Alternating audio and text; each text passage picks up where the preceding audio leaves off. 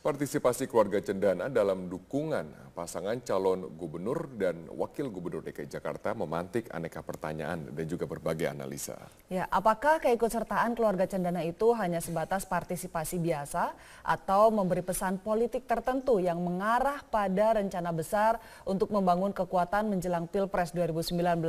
Lalu bagaimana pula dampak kehadiran mereka terhadap parpol yang memiliki sejarah kedekatan dengan cendana? Kita langsung saja membahasnya bersama pengamat politik dari LIPI, Samsudin Haris. Mas Haris, selamat siang. Terima kasih sudah hadir di Metro Siang pada hari ini. Ini menarik nih, ada muncul aliansi baru gitu jelang Pilkada putaran kedua di DKI Jakarta. Nah, menurut Anda ini benar-benar ada persiapan untuk 2019 atau ada kepentingan lain? Ya, dua-duanya sebetulnya.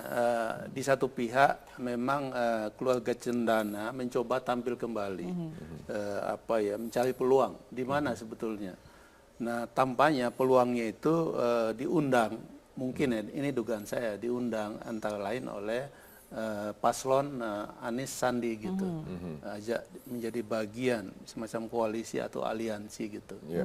Nah, itu satu. Yang kedua tentu saja ini konteksnya bukan hanya Pilkada Jakarta, tapi juga mencari peluang untuk 2019. Oke, tapi yaitu kalau pemilu kita presiden yang bicara masalah dukungan, persisnya dukungan apa? Kalau parpol kan jelas dukungannya dukungan politik begitu. Sementara cendana ini kan sudah tidak identik dengan satu parpol. Apakah memang ada bentuk dukungan lain yang diharapkan oleh Anies Sandi? Mungkin saja pendanaannya, saya nggak tahu tepatnya. Sebab bagaimanapun kita tahu keluarga cendana itu kan mewarisi kekayaan klan Soeharto, sehingga jangan-jangan nggak habis-habis tuh uang. Nah, itu mungkin salah satu. Tapi sebetulnya Sandi sendiri kan sebetulnya cukup mampu ya secara finansial. Apakah sungguh-sungguh lebih membutuhkan dana atau aliansi politik?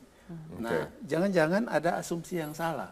Asumsi yang salah itu adalah bahwa seakan-akan publik merindukan zaman Soeharto, enakan zaman dulu.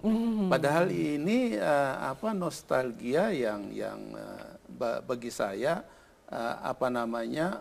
semu gitu. Oke, Mas Haris, tapi apakah dapat kita sebut ini adalah keluarga cendana? Karena kalau kita lihat dukungan ini mungkin yang paling banyak muncul ke publik adalah dua orang, yaitu Titi Soeharto dan juga Tommy Soeharto. Sedangkan keluarga cendana ada yang lain, Mbak Tutut, ada juga Mas Bambang, ada juga figur-figur yang lain yang juga pernah berkancah di politik dan juga di dunia bisnis.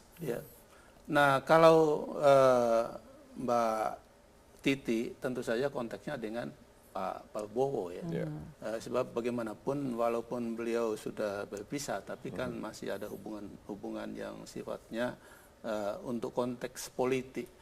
Kita masih ingat ya bagaimana Mbak Titi dulu mendampingi Pak Prabowo menjelang pemilu presiden yang lalu. Nah, sedangkan Tommy memang dikenal sebagai dalam tanda petik pangeran cendana kan, sehingga selalu mencari peluang bagaimana masuk ke politik. Walaupun beliau punya catatan hitam di bidang hukum ya, akibat kasus Hakim Agung dulu ya, hampir 10 tahun lebih dari 10 tahun yang lalu. Oke. Kami akan dalami mengenai analisis ini, mengenai bagaimana kembalinya terah cendana dalam dunia perpolitikan Indonesia, apakah dapat mempunyai akseptabilitas di mata publik sekarang. Tetaplah bersama kami akan segera kembali sesaat lagi. Kami akan lanjutkan perbincangan bersama dengan pengamat politik dari LIPI, Mas Samsudin Haris. Mas Haris, kalau Anda katakan tadi memang dua figur ini, yaitu Mbak Titi dan juga Mas Tommy, yang mempunyai figur yang paling kuat di keluarga cendana. Nah, Mbak Titi ini juga menjabat posisi di Partai Golkar. Apakah nantinya dengan dukungan ini yang bersifat lebih pribadi kepada Anies Sandi dapat memecah suara di Golkar untuk dukungan dari partai kepada Ahok Jarot? Iya, tidak juga sebetulnya. Sebab ini kan tergantung apakah Mbak Titi ini punya basis atau tidak. Nah, saya menduga tidak juga sih. Oleh sebab itu memang sebaiknya dukungan Mbak Titi pada Anies Sandi itu menjadi masalah indisipliner di dalam Partai Golkar.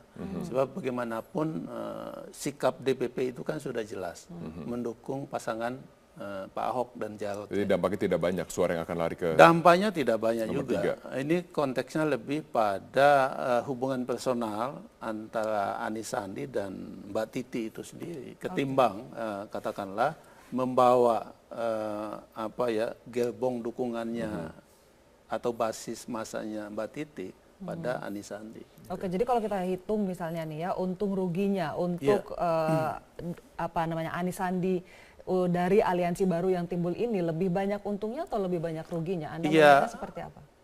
Saya ingin mengatakan tidak ada untungnya juga sih. Untuk siapa?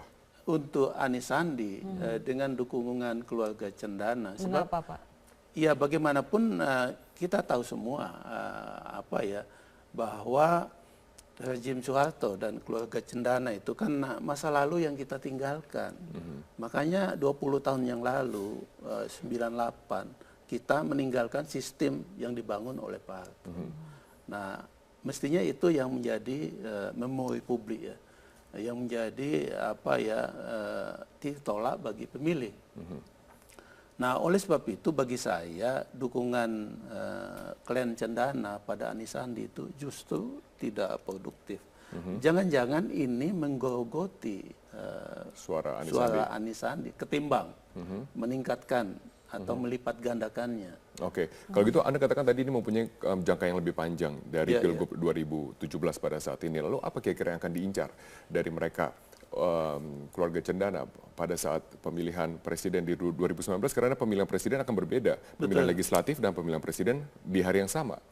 Ya, jadi begini, bagaimanapun kekuasaan politik itu kan sesuatu yang menggoda ya, sesuatu yang nikmat, sehingga semua orang ingin balik ke situ. Walaupun secara ekonomi sudah mapan, tapi tetap saja ingin tampil dalam politik, sebab politik itu penuh dengan liputan publik, liputan media. Nah, yang ingin dicapai tentu saja adalah bagaimana supaya calon presiden yang akan datang ikut ditentukan oleh klan Cendana. Setidak-tidaknya ya mendapat dukungan atau aliansi dengan klan Cendana. Iya, tapi kalau kita bicara prospek, seberapa besar prospek keluarga Cendana di 2019 nanti? Ya sangat kecil kalau di segi itu.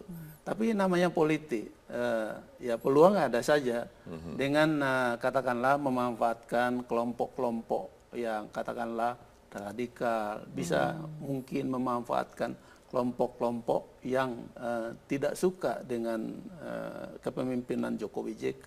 Banyak hal yang bisa dilakukan oleh politisi-politisi yang tidak mau bersaing secara sehat. Oke, berarti Anda katakan bahwa faktor dari keluarga Cendana bukanlah faktor penentu dalam saya pikir bukan. Pilgub DKI Jakarta yang lebih dekat. Bukan, tidak. Sebab bagaimanapun jangan-jangan ini justru menjadi sumber kemerosotan atau dukungan atas Anies Sandi ini akan diuji di sini.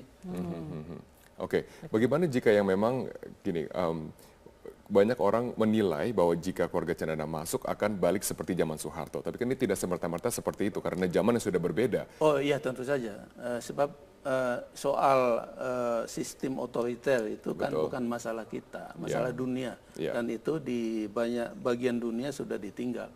Kita menuju sistem yang lebih sehat, sistem demokrasi dengan HAM dan lain sebagainya. Itu suatu keniscayaan sejarah yang tidak mungkin kita tolak. Betul. Nah, oleh sebab itu kita tidak mungkin balik ke zaman Soeharto. Tapi bagaimanapun klan Cendana, Mas Tommy, Mbak Titi itu ingin punya basis politik. Itu poinnya. Sebab basis politik ini akan mengamankan aset-aset bisnis dan aset-aset ekonomi yang sudah dimiliki oleh keluarga Cendana. Atau yang hendak dimiliki kembali oleh klan Cendana. Oke, dan basis politiknya itu bisa didapat lewat pasangan Anies Sandi. Bisa melalui Anies Sandi untuk level DKI Jakarta.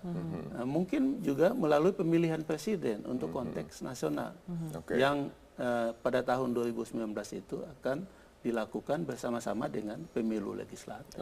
Kalau basis politik memang sudah bangun dengan partai-partai politik yang sekarang kita tahu dibangun oleh Tommy Soeharto dan juga sebelum-sebelumnya ada juga keluarga Cendana membangun partai politik. Tapi mengapa basis-basis politik yang selama ini dibangun dengan partai politik yang sudah berbadan hukum tidak pernah menghasilkan suatu konstituen yang loyal maupun juga yang memilih dan juga mempunyai suara yang dapat layaklah masuk ke dalam DPR?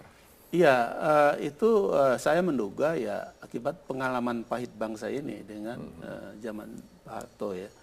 Memang ya ada catatan pertumbuhan ekonomi 6-7% misalnya. Tapi siapa yang menikmati? Kan di situ masalahnya. Kemudian stabilitas politik, siapa yang menikmati?